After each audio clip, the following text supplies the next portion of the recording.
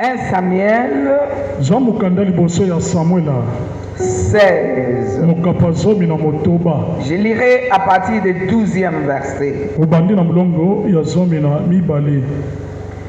Isaïe l'envoya chercher. Celui qu'on cherche, c'est David. Or, il était blanc, avec de beaux yeux et une belle figure. L'Éternel dit à Samuel, lève-toi, oins-le. Je pensais que tu allais acclamer. Lève-toi, oins-le, car c'est lui. Samuel prit la corne d'huile, éloigné au milieu de ses frères. L'esprit de l'Éternel saisit David. À partir de ce jour et dans la suite, Samuel s'éleva et s'en alla à Rama. L'esprit de l'Éternel se retira sur Saoul, qui fut agité par un mauvais esprit venant de l'Éternel.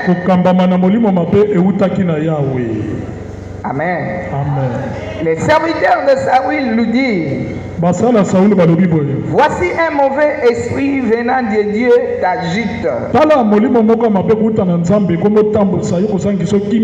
Que notre Seigneur parle. Tes serviteurs sont devant toi. Ils chercheront un homme qui sache jouer de la harpe. Et quand le mauvais esprit venant de Dieu sera sur toi, il jouera de sa main et tu seras soulagé. Saoul répondit à ses serviteurs, trouvez-moi donc un homme qui joue bien, amenez-le moi. L'un des serviteurs prit la parole et dit, voici j'ai vu un fils d'Isaïe. Voici j'ai vu un fils d'Isaïe, Béthélémite, qui sait jouer. C'est aussi un homme fort et vaillant,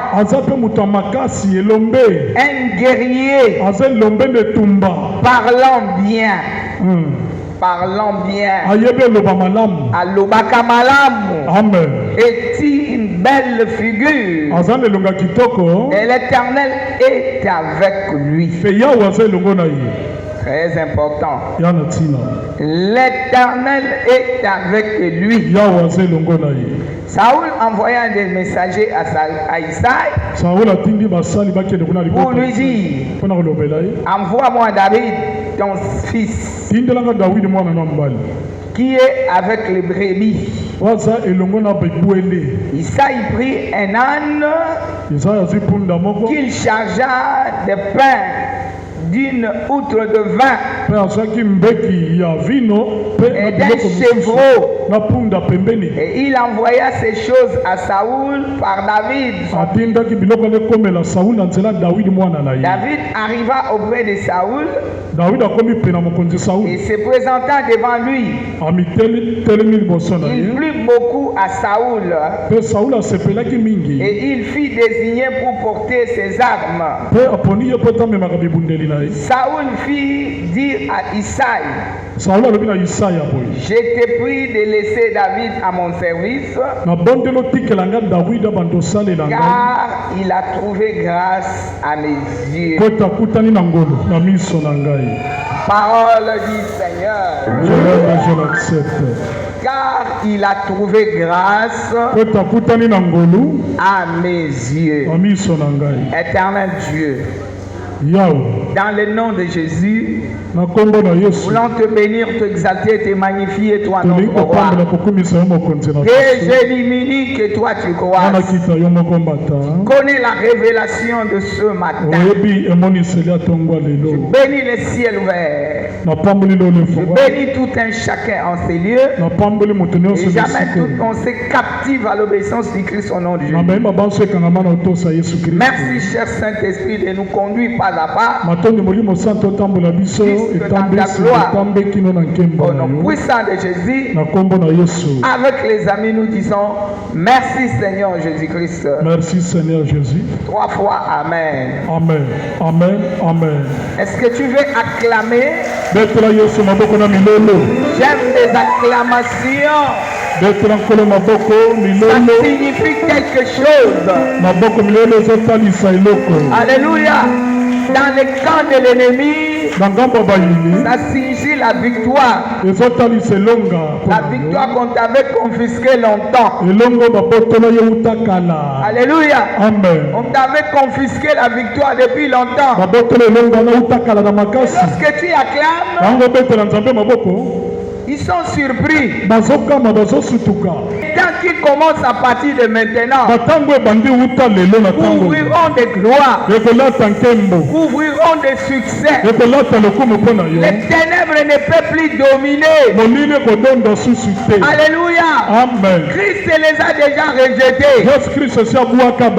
Alléluia. Amen. Au travers la croix, il a crié tout est accompli. Il les avait fait défiler. Et il les a dépouillés de leur autorité. Ils ne peuvent plus dominer sur ce roi, sur ces choisis, sur son peuple témoin. Alléluia. Amen. Tu n'es pas n'importe qui. Tu es Israël. Peuple témoin. Peuple choisi pour la gloire de Dieu. Alléluia. Amen. L'histoire de David, nous la connaissons puisque depuis toute la semaine, nous sommes dans cette histoire et son expérience. Amen. Amen. Mais après avoir sorti pour la première fois en brousse, il était devenu utile. Quelqu'un qui gardait les brebis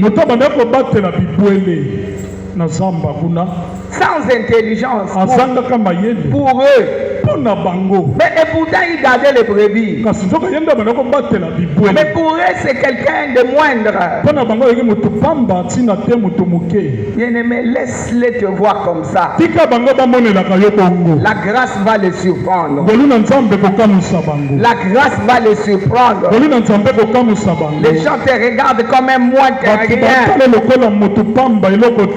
Alléluia. Amen. Lorsqu'on l'a fait chercher, l'Éternel lui-même a dit que c'est lui. On doit le oindre. C'est comme aujourd'hui, on va te oindre. On va te oindre pour que les capacités qui sont en toi travaillent maintenant. Alléluia. Amen. C'est comme si on met un signe spirituel en toi pour que la chose qui ne fonctionnait pas puisse fonctionner. Regarde, après s'être loin, on va maintenant les chercher par un chef méchant. Alléluia. Qui n'écoutait personne.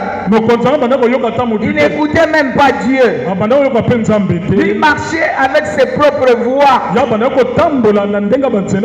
Il pensait qu'il contrôlait même Dieu. Il pouvait mentir même devant les prophètes de Dieu. Puisqu'il pensait que Dieu est limité. Et pourtant notre Dieu n'est pas limité. Il est celui qui sonde le rein et le cœur. Il vient devant un prophète de Dieu. Il sait que la personne ici, c'est l'envoyé de Dieu. Et revêtu de l'Esprit de Dieu. Comme il est devant moi, c'est Dieu lui-même qui parle. Mais il va le mentir. Cela veut dire qu'il n'avait pas de considération. Alléluia. C'est quelqu'un qui se voyait. Sans lui, il n'y a rien. C'est moi qui dirige toutes choses. Mais Dieu va les confondre. Alléluia. Amen. C'est lui qui s'érige devant toi. Qui se dit que sans lui, il n'y a rien.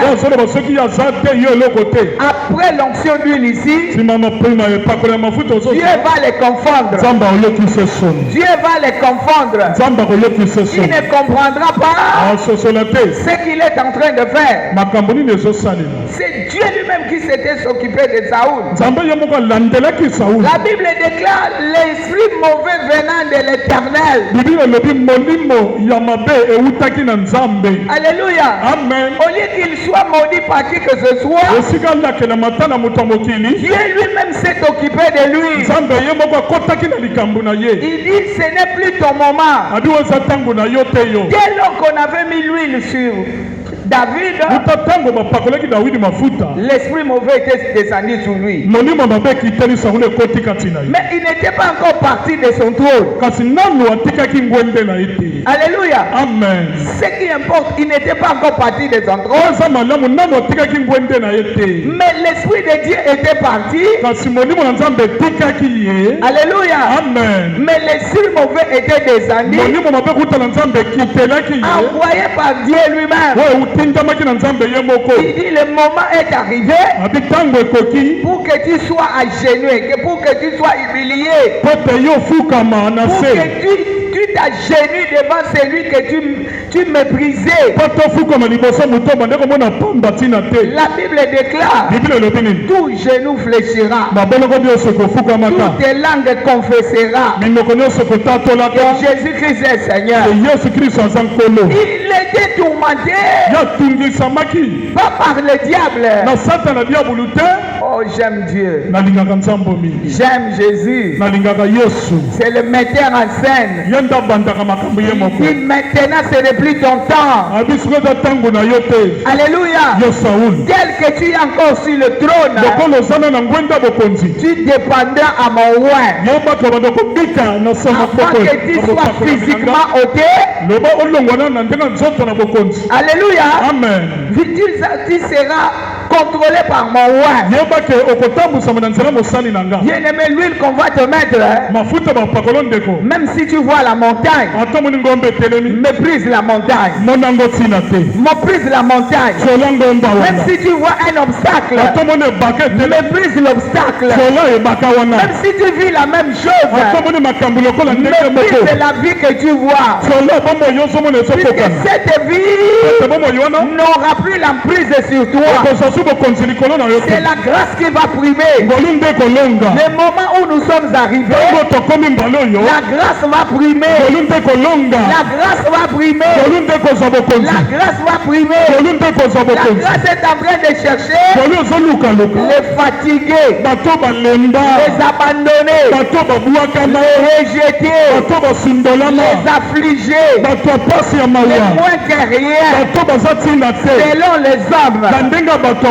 Alléluia. Amen. Tel que tu es là, ce sont les gens qui te voient que tu es moins que rien. Mais ils ne savent pas ce que Dieu a caché en toi. Alléluia. Amen. Regarde ton ami, dis-lui Nazane Loko. Nane Nazabuna Ane Loko. Kalamingi te okuvivre yango. Nazana Eloko. Alléluia. Il n'était plus calme. C'est son serviteur qui lui dira, tel que Dieu avait parlé à Samuel. Amen. Dieu avait dit à Samuel, va chez Isaïe. J'ai vu un fils chez Isaïe. C'est lui que je désire pour roi. Et le serviteur va parler la même phrase. J'ai vu un fils chez Isaïe. Alléluia. Amen. La renommée commence. La renommée commence à se répandre dans la cité. Après l'huile, la renommée va se répandre. Alléluia. Amen. C'est cette renommée qui ouvrira les portes. Toi, tu ne feras pas les démarches. C'est la chose qui est sur toi. Tu vas faire les démarches pour que les gens connaissent qu'il y a quelqu'un important. Alléluia. Amen. Il y a quelqu'un important dans cette ville. Saoul qui se voyait grand, il dit, envoie-moi chercher Saoul, envoie-moi chercher David. Alléluia. Amen. Va parler à Isaïe. Isaïe qui le méprisait. Alléluia. Lui-même n'a pas dit encore un mot. Il a préparé les offrandes. Puisqu'il savait que c'est quelqu'un de valeur. Alléluia. Amen. Okoma mutu ya motu. Pendant lelo okoma mutu ya motu. Okotambola pamba pamba te. Amen. Okotamboli batu bako considérer yo. Amen. Amen. Okotambola na makabo mutu atambola na makabo za mutu kaka yati. Yatina. Quelqu'un acclame le Seigneur. Amen. Amen. On va aller avec les génisses. Avec les choses on a mené. On a arrangé pour envoyer David. David est inutile. Il y a un petit qui est en train de paître là-bas. Alléluia. Amen. Le bana muninga no nazaki mwana mukende ngoyebelinga. Mais kalate. Na kozala mutu munene. Amen. Oyebinga mwana muke. Quand on dit mwana muke, cela veut dire quelqu'un de rien. Quelqu'un sans valeur. Mais dans peu de temps, je vais diriger cette famille. Dans peu de temps, je vais donner la renommée dans cette famille. Dans peu de temps, vous viendrez toquer chez moi. Dans peu de temps, la chose que Dieu a mis à moi servira la famille, servira le pays. Pas seulement la famille, ça va servir aussi le pays. Après cela, l'onction de David a servi le pays. Goliath. Alléluia. Saoul ne pouvait plus parler devant Goliath. Même lorsqu'on le minimisait, lui ne considérait pas. Il posait seulement la question. C'est lui qui tuera cet incirconcis. Qu'est-ce qu'on lui donnera? Puisqu'il était sûr de lui. Hier j'étais inutile. Aujourd'hui l'Éternel avec moi. Aujourd'hui l'Éternel avec moi. Il exerce mes mains au combat. Tout lieu où je foulerai la plante de Dieu sera à moi. Je voudrais seulement savoir. C'est lui qui est devant nous ici. Alléluia. Amen. Je vais le tuer aujourd'hui. Je vais donner sa peau. Alléluia. Amen. Aux oiseaux du ciel. Je voudrais savoir. On me donnera quoi? Quelqu'un qui pose la question. question comme ça, c'est quelqu'un qui est devenu utile. Mais il n'abandonnait pas. Il n'abandonnait pas. Il y a d'autres qui disaient tu es encore un enfant. Non, je ne suis plus un enfant. Hier j'étais un enfant. Mais aujourd'hui je ne suis plus un enfant. Et aujourd'hui, l'Éternel est avec moi. L'Éternel est avec moi. La grâce de Dieu est avec moi. L'impossible deviendra possible. Alléluia. Il prend des choses vaines pour les rendre utiles. Tina te kokoma tina. Ekoleka pena tina. Il fait grâce à qui il veut. Alléluia. Ce n'est pas que tu as fait une démarche. C'est lui-même qui a fouillé. Il a fouillé, il a fouillé. Il a trouvé toi. Il dit la chose qui est cachée en toi. Le temps est arrivé. Le temps est arrivé. La chose doit s'éclore. La chose doit naître. Pas seulement naître. La chose doit fonctionner avec efficacité. Je parle à quelqu'un. La chose en toi va fonctionner avec efficacité. Ça sera comme un aimant qui va étirer les grands du pays. Alléluia. Amen.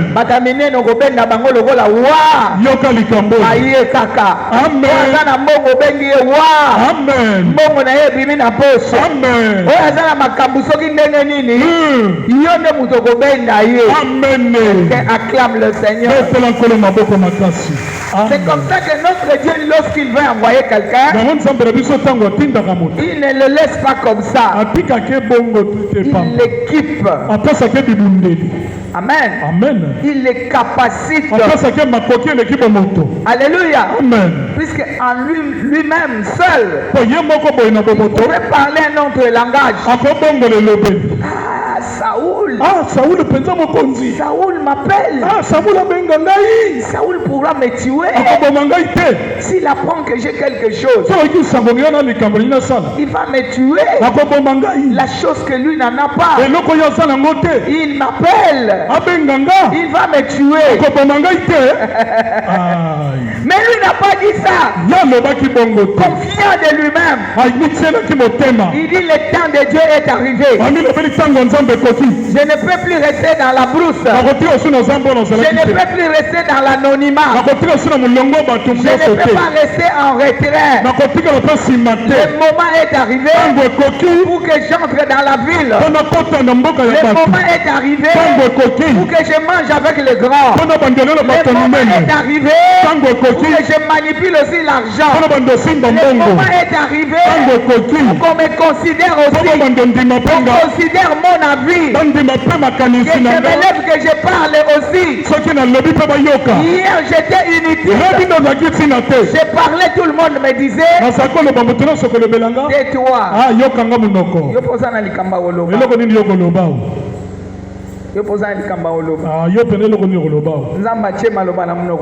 Amen. Yo lingoloba nini? Yo ana likamba oloba. Yo nani ayebi yo? Ata soso ayebi yo. Ata soso ayebi kate.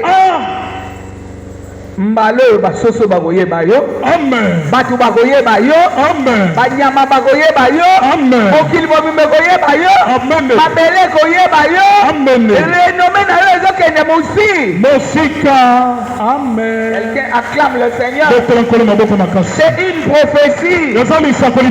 Armée de victoire Zeka. Ta renommée ira loin. Ta renommée ira loin. Ne te dis pas que tu es toujours Bethléem. Bethléem Ephrata. Alléluia. Amen. Cela veut dire qu'il va s'ouvrir. Les choses cachées en toi et recherchées partout. Les gens vont accourir de partout pour venir boire en toi, manger, vivre en toi. Recevez cette grâce. Quelqu'un acclame le Seigneur. Il y a car tu étais inutile. Dieu veut te donner de la valeur. Même là où tu travailles, même dans ton quartier, même dans ta famille, même sur ta rue. Alléluia. Amen. Même là où tu loues, les gens te regardent comme ça. Mon père, kosala nini? Nga pe na kosala nini? Nazaki kozela tangu ya Nzambe. Mambende kokima mbangu. Amen. Na kimi mbangu te. Na tamboli na papa ya Nzambe. Na papa ya Nzambe ba eshuaka. Soki muke te. Amen. Yebisa muningano telema lobela nga batisa nkima na yomba. Tala, telema, yebisa watu mitano, muni kima nomba. Kima nomba. Yebisa watu ata mitano te. Kima na yomba. Wamani yo kima na yomba. Kima na yomba. Tota na yomba. Kima. Kima na yomba. Kima nombangu. Kima nengo zo kima wani. Pota nombangu dengo zo pota. Alléluia. Amen. Kima na yomba. Kima na yombangu dengo zo kima. Alléluia. Amen. Bato alingala baloba bawela bazanga. Quelqu'un acclame le Seigneur. Baseka bakoma bafana. Bawela bazanga. Amen. Balobi baseka bakoma bafana. Quelqu'un acclame le Seigneur. David eza baseka lelo bakoma bafana. David ango lelo ezayo. Amen. David ango lelo ezayo. Alléluia. Baseka bakoma bafana. Alléluia. Bakolela na maboko na yo. Yoka. Okozala susi ya lipamboli ya kaba. Yakabakata. Recevez cela au nom de Jésus. Je reçois au nom de Jésus. Même son père commence à le respecter. Et pourtant, avant tout, il était un obstacle. On va te respecter dans ta famille. Les gens qui ne te considéraient pas dans ta famille commenceront à te considérer. Toi-même, tu vas te regarder, mais je n'ai encore rien. Je n'ai encore rien. Non, tu as quelque chose. Tu as quelque chose. C'est cette chose-là qui va parler. Toi, tu ne parleras pas. La chose en toi va parler. La chose en toi va attirer. La chose en toi va te confirmer. Parle à quelqu'un. Dieu va te confirmer. Dieu va te confirmer. Dans la société, il va te confirmer. Dans ta famille, ça va te confirmer. Dans tes relations, ça va te confirmer. Ne cherche pas à gauche, ne cherche pas à droite. Ça va te confirmer. Alléluia. Amen. Nazane loko. Soki nazane loko te boni bobomba kinga. Tuna muningano so nazane loko te. So nazaki ne loko te. Bozao bangela nini? Bozako bangela ngapona nini? Alléluia. Amen. Mais si on a ça, il est c'est la chose en toi qui faisait peur. Et ils avaient déjà vu avant que toi tu vois. Mais heureusement tu as attendu le moment de Dieu. Le moment de Dieu, c'est comme une mangue mûre. Alléluia. Amen. Si la mangue est mûre, ça ne finira que par tomber. La mangue est déjà mûre. Ça va finir par tomber. Je parle à quelqu'un. Ta bénédiction est déjà mûre. Ça va tomber entre tes mains. On le veuille ou pas, ça tombera. Personne ne bloquera. C'est pas le moment de bloquer. De parler avec mépris. On te regarde et dit, il n'y a rien dedans. J'ai seulement un enfant. C'est lui qui reste. Il est en train de prêtre les bébés. Boye bakite ke nazaki na entraînement. Boye bakite ke nazalaki na retraite. nazalaki na ngambo ya nkuku ya kobongama. Boyebaki te ke kuna nde nakutanaki na Nzambe. Amen. Boyebaki te ke kuna akembisaki nga. Boyebaki te. Alléluia. Amen. Le moment de sortie est accompli. Tango akobima na miso bato ekokisami. Aucun Goliath ne tiendra devant toi. Goliath moko ta kobeta tembalonga. Il y a un Goliath dans ta famille. Il ne tiendra plus. Toi tu vas l'humilier. Il y a un Goliath sur ton chemin. Il ne tiendra plus. Tu vas l'humilier. Il y a un Goliath où dans ta santé. Tu vas l'humilier. Alléluia. Amen. Il y a un Goliath où là où il est, il va baver. Il va baver. Baver.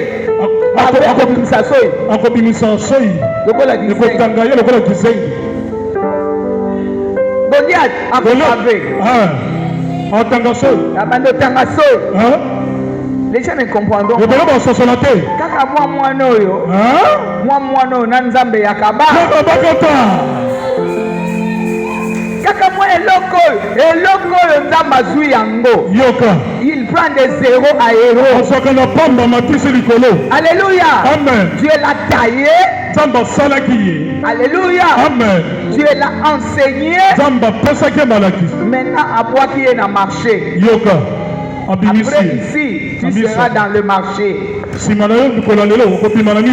Alléluia. Amen. Les gens comprendront que ceux qui ont Dieu, on ne le touche jamais. Ceux qui ont Dieu, on ne le touche jamais. Bien-aimé, on t'avait touché, mais la grâce va parler pour toi. La grâce a parlé pour Esther. La grâce va parler pour toi. La grâce a parlé pour Ruth. La grâce va parler pour toi. La grâce a parlé pour les autres. Ça va parler pour toi. Il est le même hier. Aujourd'hui éternellement.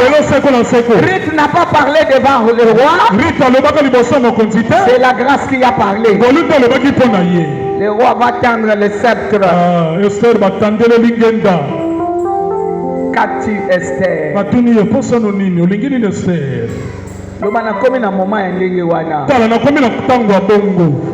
Amen. Tu arrives quelque part, tu n'as pas encore parlé. Amen.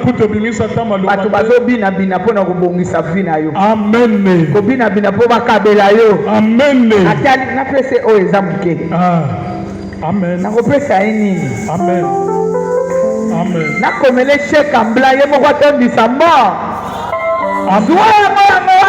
Je reçois un nom de Jésus. Amen. Bien-aimé, soko ngolo eza na yo te oyebi kokokota meme pa ya mokonzi ya mboka loba mama obimi maboko pa ti ozokende ozotala na nsima le msuba waya obenganga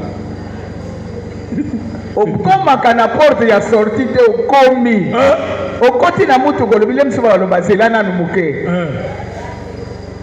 zela ozelaka odemare olobi ya solo oyo namonaki eza ndoto to nawuti mpenza na palais royal nawuti mpenza pa mokonzi mpenza ngai mpenza likambo loba etape wana eleki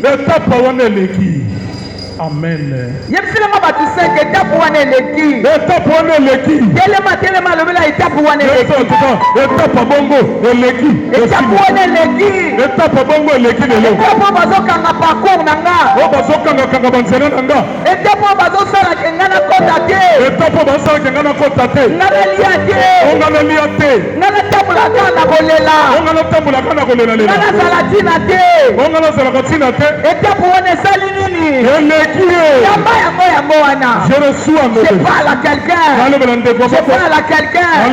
etape wana eleki c'est une prophétie pour toi alléluia etape wana eleki mbongo elanda yo bolamu nzambe elanda yo considération elanda yo bato mpe batombola yo bato mpe basalela yo quelqu'un acclame le Seigneur. Alléluia. On doit travailler aussi pour toi. Amen. Alléluia. On doit travailler aussi pour toi. Amen. On va la paix pour nous. On va faire la ange. On va faire la ange. Non. Toi, tu te regardes, tu dis, je ne réponds pas aux critères. J'aime les gens qui n'ont pas de biceps. Je n'aime pas les gens qui ont déjà leur biceps. Cela me dit les gens qui ont leur force,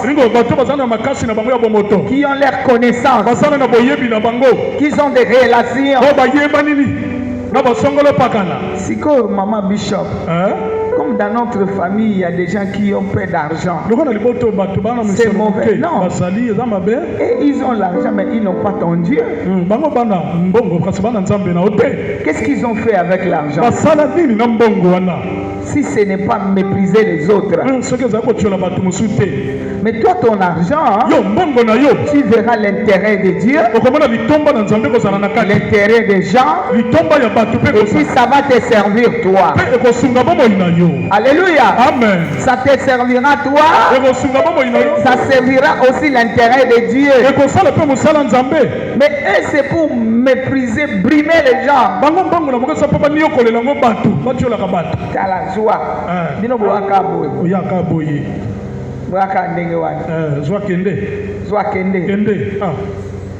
Non. Toi, Dieu, lorsqu'il te donne quelque chose, tu as un cœur ouvert. Tu vas lire David, tu ne verras pas qu'il avait dit comment nous avons les sources.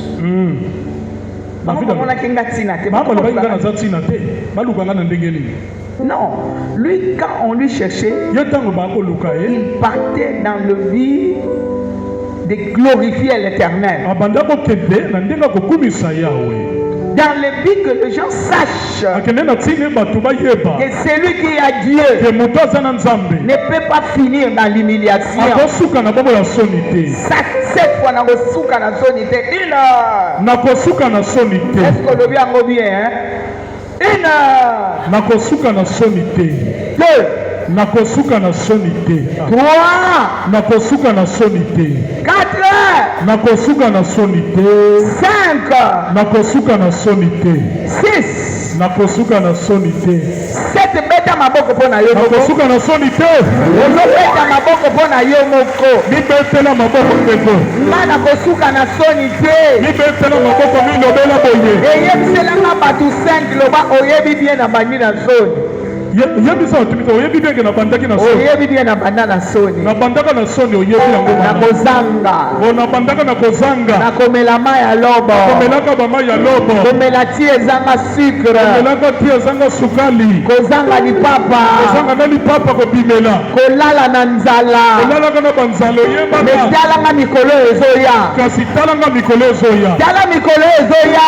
Kotalanga mikolo ezoya. Na lala na mbetu na ngamoko. Na kolala na mbetu na na okota na ndaku na ngamoko. Na koma pe na ndaku na ngamoko. Na kolamba na nzungu na ngamoko. Na bandolamba na nzungu na ngamoko. Na kolia na kotonda.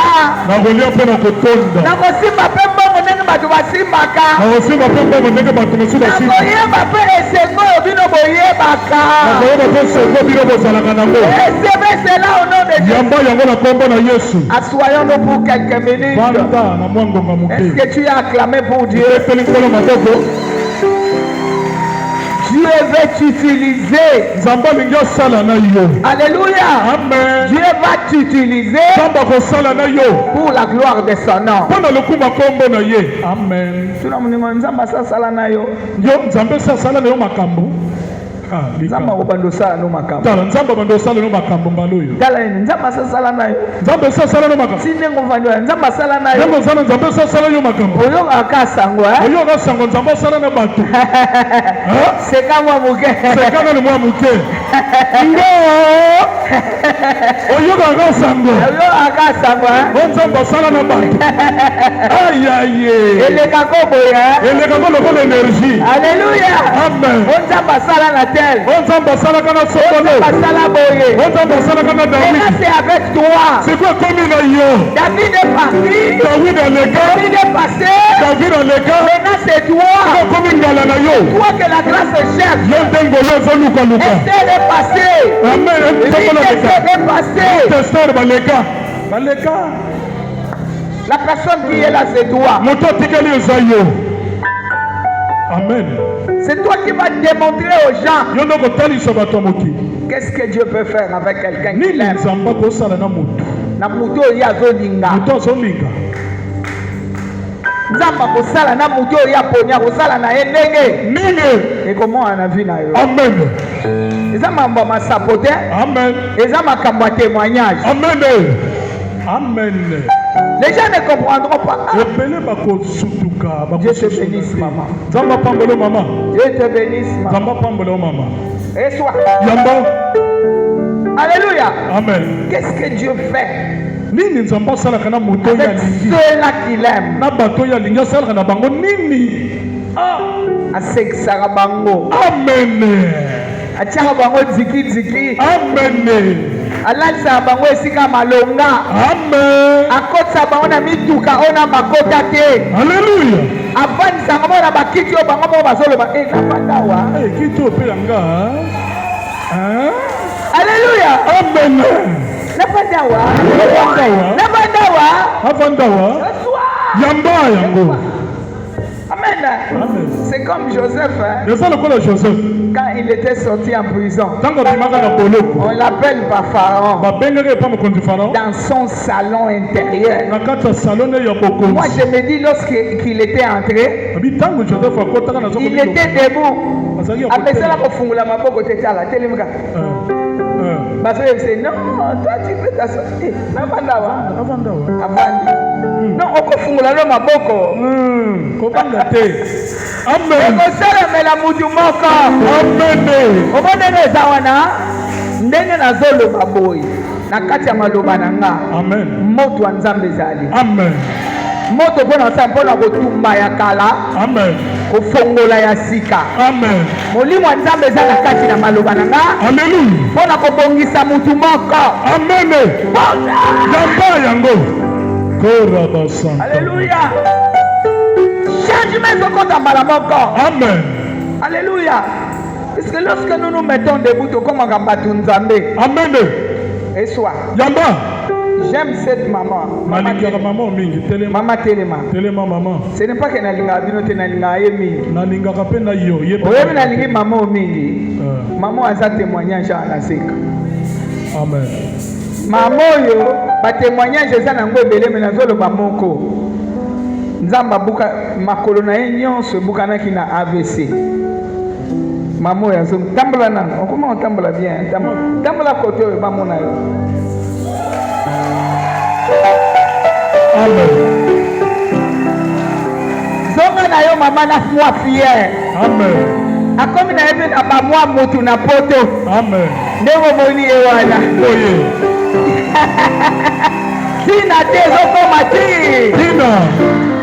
Na yebi mamoyo, na yebi nenga zako ya na gole. Soka ye kombona. Nano bandolo batazole.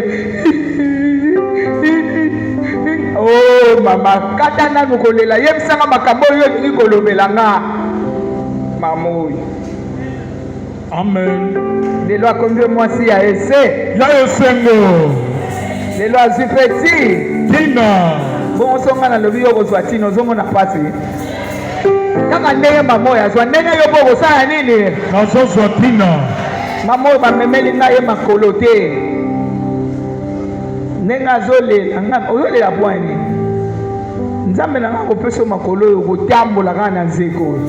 Nzambe na nga kobongisa bana no kaka na nzeko. Eza ebele na kangi na mtiango makila. Amen. Moyena konde koloba te mboete mama. Amen. Ye mukazo ningisa mutu. Amen. Olera ko ningisa mutu pe ezalaki. Amen. Nele David azalaki lera ko lela pe ezalaki. Amen.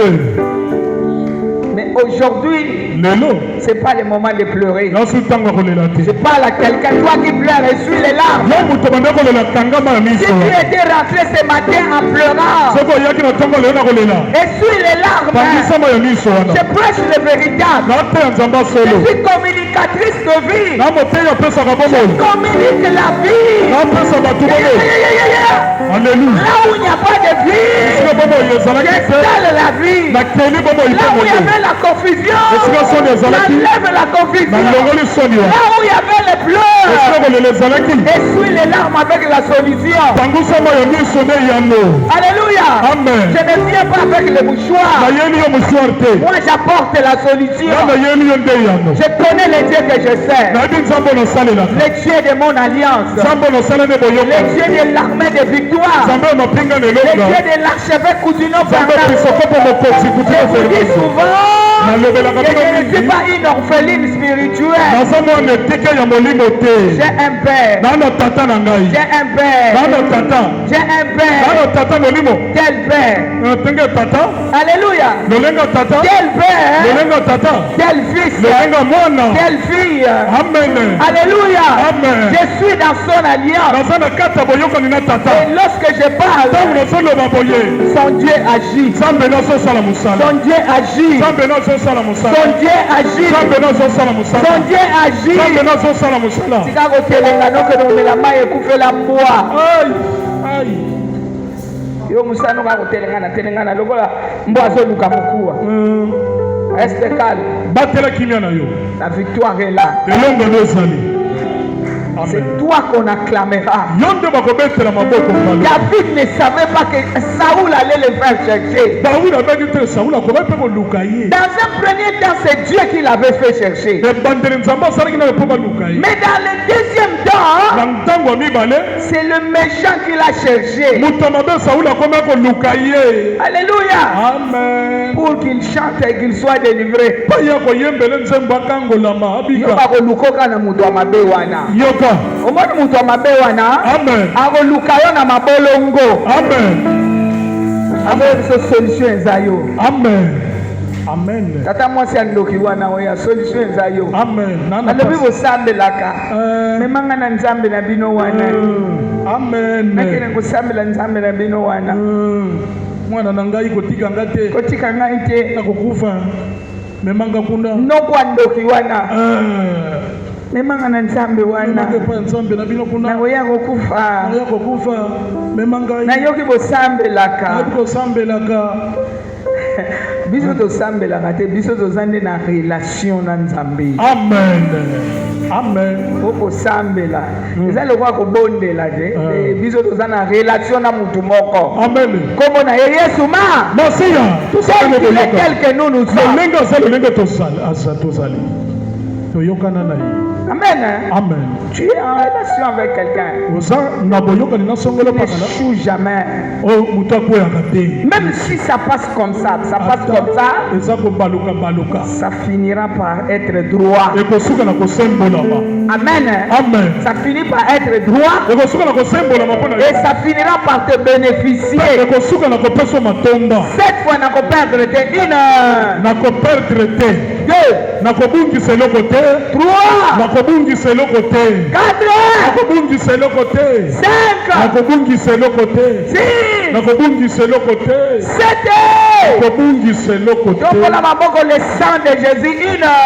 Le sang de Jésus.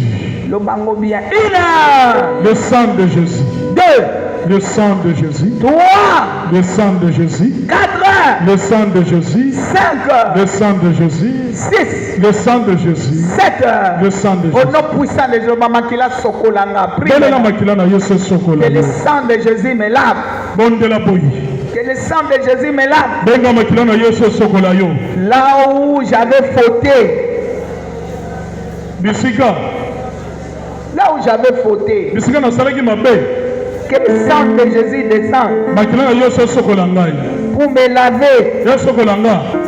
Je ne veux plus rester la même personne. Non.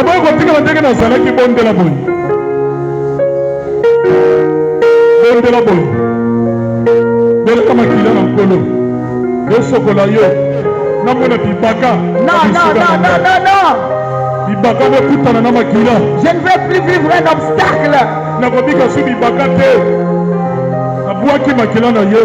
Mon talent ne sera jamais enfoui. Maintenant que mon talent me donne Les bénéfices.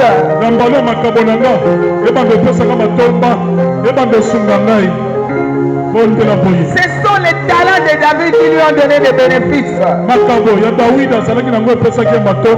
mon talent me donne les bénéfices.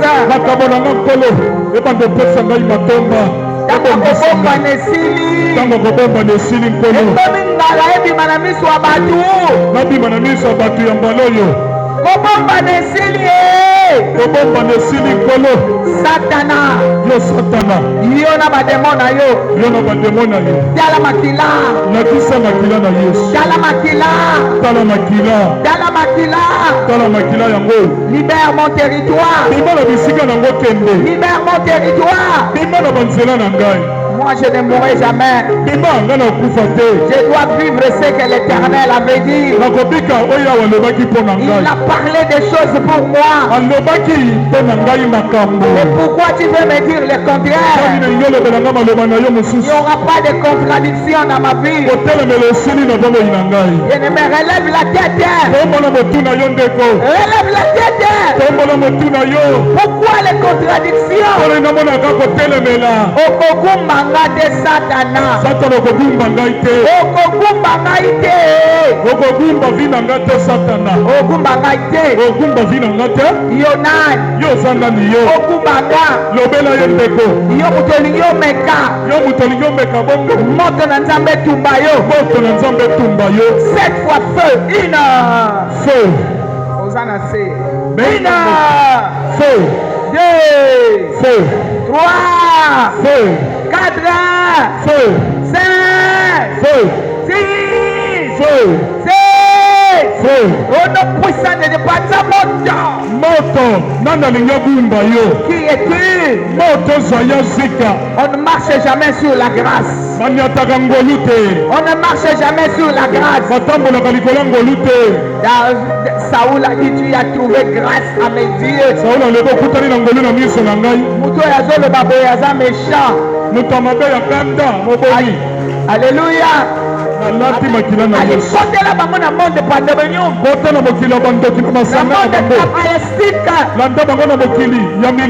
Bien-aimé, marche. Bouge, ne reste pas. Au nom de Jésus, partout vous allez vous réunir. Au nom puissant de Jésus, vous n'allez pas vous réunir pour me détruire. Que ce soit dans ma famille, que ce soit dans mon quartier, que ce soit dans mon église, vous n'aurez rien. Vous n'aurez rien. Je vous trouble. Au nom puissant de Jésus, soyez troublés. Rebobo Shendalaka. Yondobolo Shandalaka. Yondobolo Shakabala. Yondobolo Shekebaba. Yondobobo Shindereka. Au nom puissant de Jésus, votre plan est nul et sans effet. Si Dieu est pour moi, qui sera contre moi? Robobo Sheka. Yondobolo Shanda. Marche sur leur projet. Marche. Marche. Mutakanga paku na ngazate. Nazoloba na yo telema. Telema. C'est prophétique. C'est prophétique. Au nom de Jésus. C'est prophétique. L'ennemi ne veut pas que tu bouges. L'ennemi ne veut pas que tu fonctionnes. L'ennemi ne veut pas que tu relèves la tête. L'ennemi ne veut pas que tu sois stable. Mais aujourd'hui, la grâce te localise. La grâce te localise. La grâce te localise.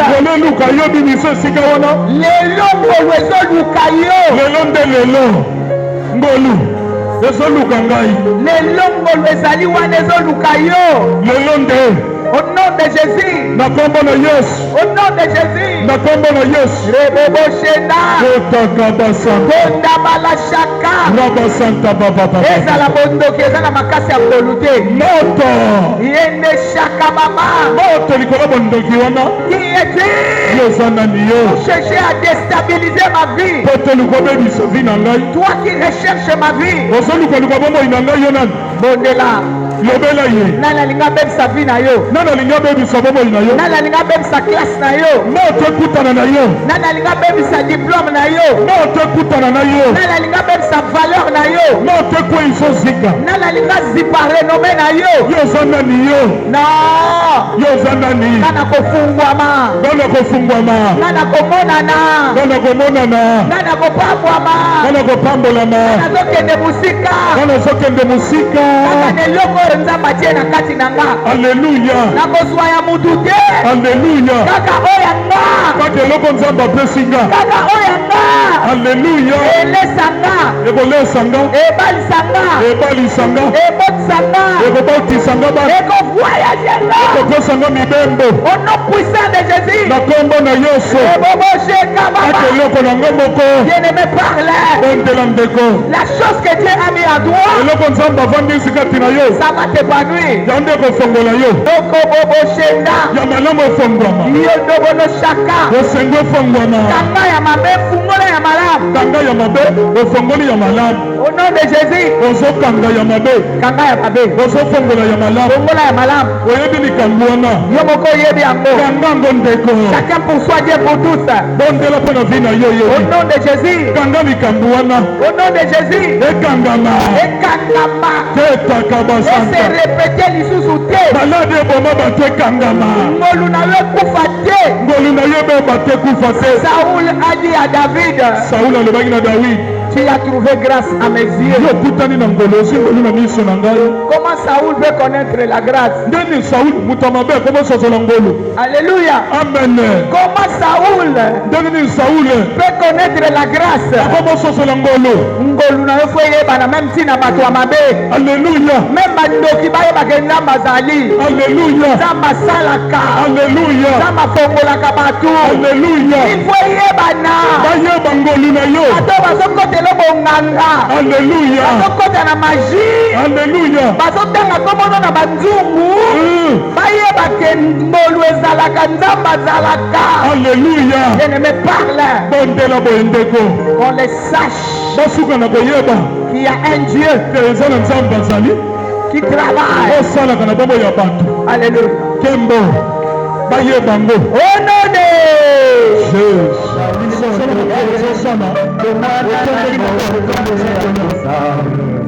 asalaka ntango lisosola makambo zosala kolonangielaka abomani na nzambe nayebi ekolanga te oyo eyakana suka se kotusama azali moto te to mwana na moto te akosa asalaka ntango liso yenge kolonangielaka nayebi azali ye onakotinga ngai ye nayebi azali ye okokaka ngai ye nayebi azali ye okotinga ngai ye nayebi azali ye okokaka ngai ye osambala loboko okotinga ngai ye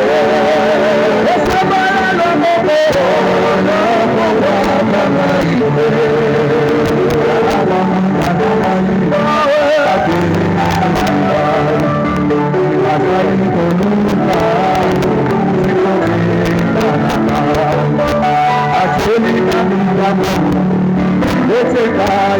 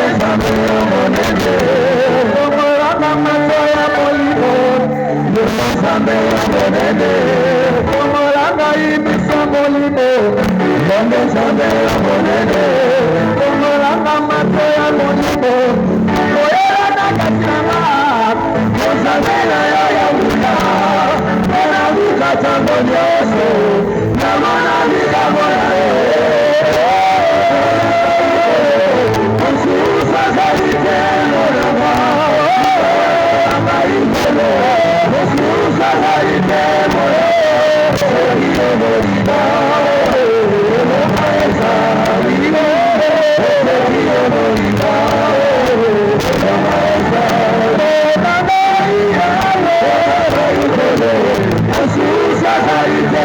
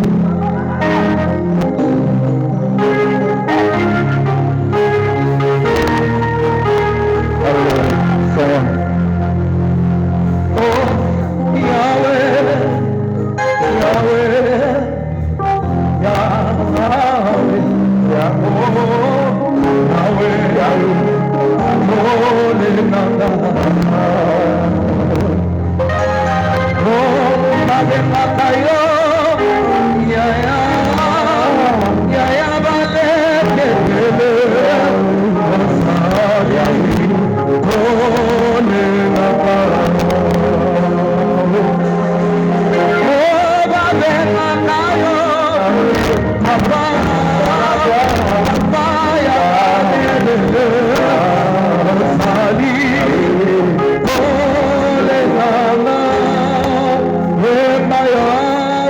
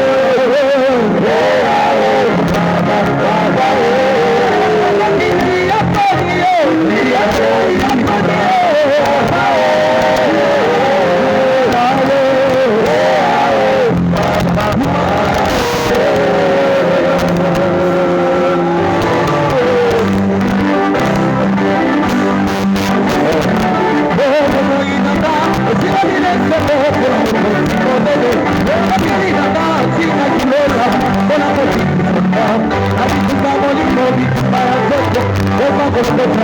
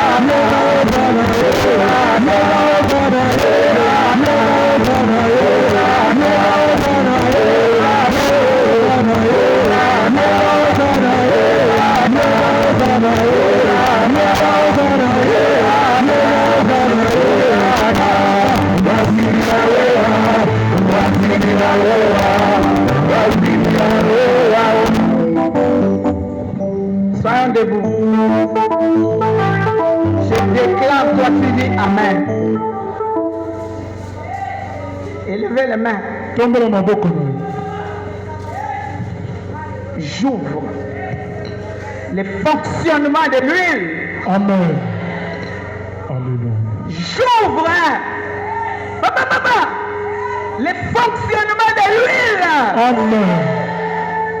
Que les capacités soient ton partage. Amen. J'ouvre les capacités. Mafute sala na vie na yo. Amen. Mafute tombo na yo mutu. Amen. Epesa yo makoki ozalaki na ngote.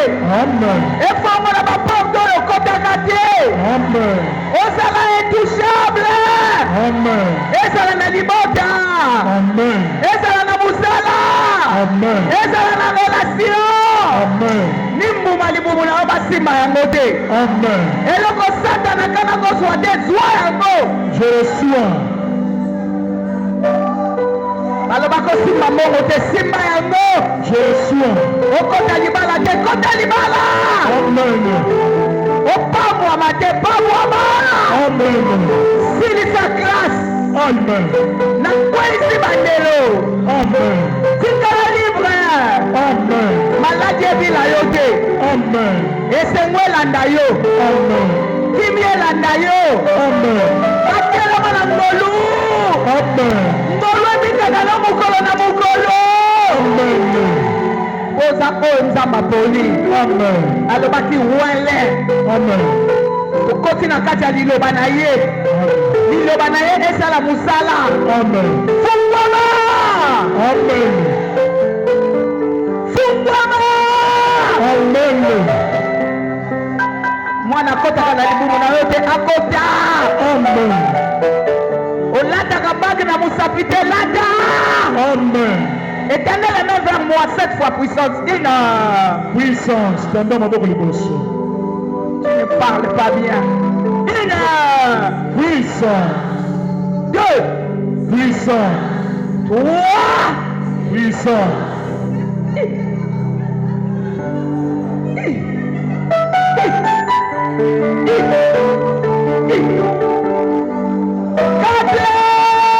Puissance. 5. Puissance. Il y a quelque chose qui t'arrive. Et l'homme est premier là. Et l'homme est il y a du bon temps à la côté. Pendant que la famille n'a pas compagnie la côté. Et l'homme est il y a batouata babamia mo babanga et rekufate. Alléluia. Et l'homme est il y a et l'homme est pas musika. Alléluia. Il y a quelque chose qui t'arrive. 7. Puissance. 6. Puissance. 7. Puissance. Je reçois. Bimana mai. Bimana samba. Amen. Bimana maloba ya batu. Amen. Bimana esheki. Amen. Amen. Bimana maladie incurable. Amen. Éternel, main vers moi. Tendez ma boca liboso. Il y a quelque chose qui arrive. Et là, on va le sauver. Le Saint-Esprit est en train de toucher déjà. Je vois déjà 5 personnes touchées. Ça touche déjà. Tu ne resteras plus tel que tu étais. Nayebi maladi otambolaka nango te. Mais molimo na nzambe ekopermettre su te. Tanda maboko panga na zeo. Bien-aimé, il y a des guérisons miracles. Les guérisons miracles. Bamaladi oyo otambolaka nango ezokende. Maladi ezokende. Maladi otambolaka nango. 7 fois puissance. 1. Puissance. 2. Puissance. 3. Puissance. 4. Puissance. 5. Puissance. 6. Puissance. 7. Puissance. Il y a des guérisons miracles. Recevez le miracle. Recevez le miracle. Recevez le miracle. Recevez le miracle. Tambola mutuli kolo. Bato bayebaki yo bakama yo. Alléluia. Yo mutozaki fazer Zwandam. Yo mutozako lela mbongo zwa mbongo. Alléluia. Yo mutozako luka protection zwa protection. Alléluia. Balinga bayibo mwana me bakoyibo sute. Amen. Na oboto la mwana moko na maboko moyibi. Na boto li mwana na maboko moyibi.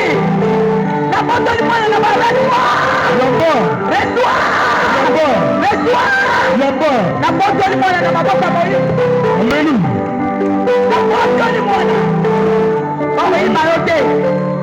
Mwana moko azopima na maboko moyibi. Alléluia. Mwana azopima na maboko moyibi. Alléluia. Mwana azopima na maboko moyibi. Na botoli. Na botoli.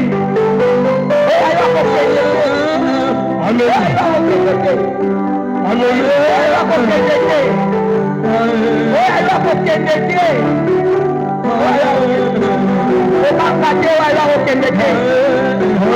Ayo kokende.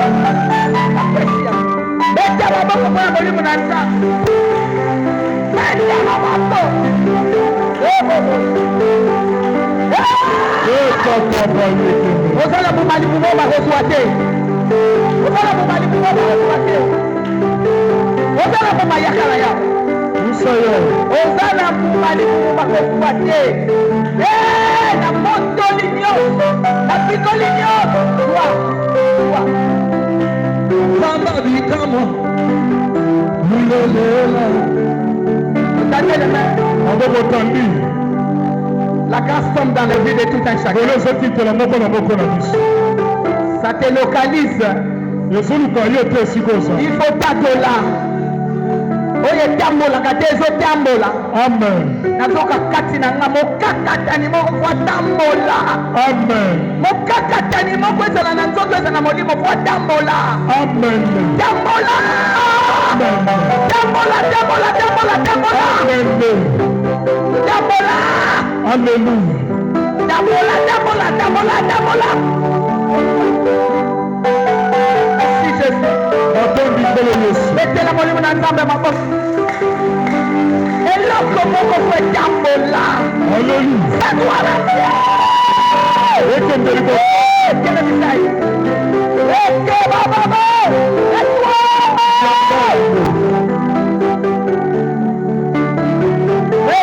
Sheka. Alléluia. Sois. Amsama ya bisu.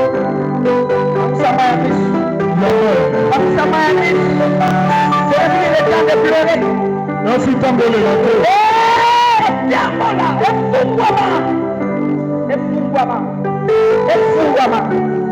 Efungwama. On a poussé des gens. Efungwama. Quoi efficace. La quoi efficace. On a poussé des gens. Alléluia. Amen. On acclame le Seigneur.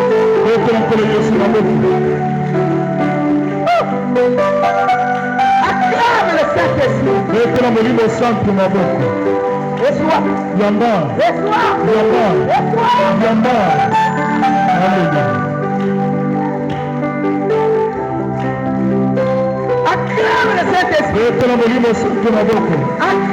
acclame. 7 fois plus que vainqueur. 1. Plus que vainqueur. 2. Plus que vainqueur. 3. Plus que vainqueur. 4. Plus que vainqueur. 5. Plus que vainqueur. 6. Plus que vainqueur. 7. Plus que vainqueur. Éternel Dieu. Yahweh. Dans le nom de Jésus. Tu as commencé avec nous depuis le dimanche. Et voilà terminé avec nous en beauté. Nous te bénissons pour tout ce qui nous est arrivé. Tu es Dieu. Qui pourra te juger? Personne.